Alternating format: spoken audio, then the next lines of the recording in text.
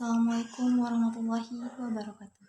Hai teman-teman semua, perkenalkan nama saya Cindy Arianti Damanik. Saya dari program studi Tadris Bahasa Inggris. Di sini saya akan menjelaskan apa itu morfologi. Nah, bagi teman-teman yang ingin mengetahui apa itu morfologi, yuk kita simak sama-sama dari penjelasan saya berikut ini.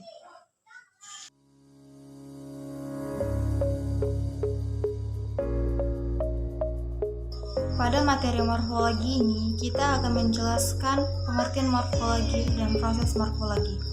Pada proses morfologi ada 3 cara, yaitu afiksasi, komposisi atau pemajemukan, dan reduplikasi. Beberapa ahli mendefinisikan apa itu morfologi. Nah, menurut Charles, morfologi merupakan suatu ilmu yang mempelajari tentang bentuk-bentuk kata dan pembentukan kata.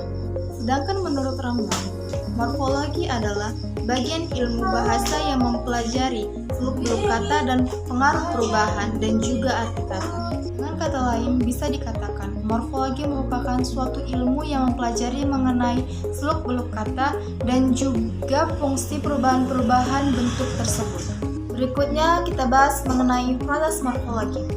Proses morfologi merupakan pembentukan kata-kata dari satuan lain yang merupakan bentuk dasarnya yang dibagi menjadi 3, yaitu afiksasi, komposisi atau pemajemukan, dan reduplikasi.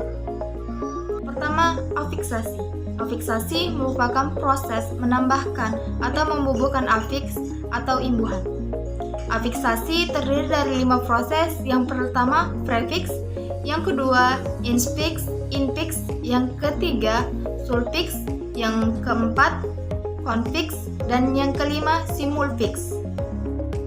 Berikut penjabarannya. Pertama, prefiks. Prefiks adalah awalan. Awalan bisa berupa me, ber, di, ter, be, per, se, dan ke.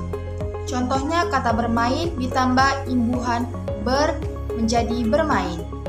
Lihat ditambah imbuhan me menjadi melihat.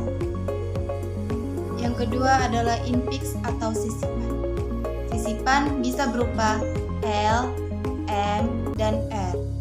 Contohnya kata gembung ditambah sisipan L menjadi G, L, embung atau gelembung. Yang ketiga, sufiks atau akhiran. Akhiran bisa berupa I, kan, dan an. Contohnya, kata siram ditambah akhiran i menjadi sirami. Kata selamat ditambah akhiran kan menjadi selamatkan. Keempat, konfiks. Konfiks atau awalan dan akhiran bisa berupa berkan, beran, peran, perim, pean, dikan, dii, mekan, mei, terkan, teri, dan kean.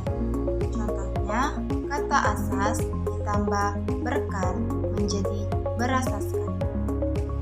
Lari ditambah beran menjadi berlarian. Yang terakhir, simulfiks. Simulfiks merupakan afiks yang tidak berbentuk suku kata yang ditambahkan atau dileburkan pada dasarnya. Contohnya, N tambah kopi menjadi ngopi. N tambah umbar menjadi ngumbar. Proses morfologi yang kedua adalah komposisi atau pemajemukan. Komposisi atau pemajemukan adalah proses penggabungan 2 kata atau lebih sehingga membentuk kata majemuk atau kata yang memiliki arti lain. Komposisi terbagi menjadi 2 bagian. Yang pertama berdasarkan pola susunnya dan yang kedua berdasarkan jenis katanya. Berikutnya kita akan mempelajari materi mengenai reduplikasi. Reduplikasi merupakan proses pembentukan kata ulang yang terdiri dari 5 bagian.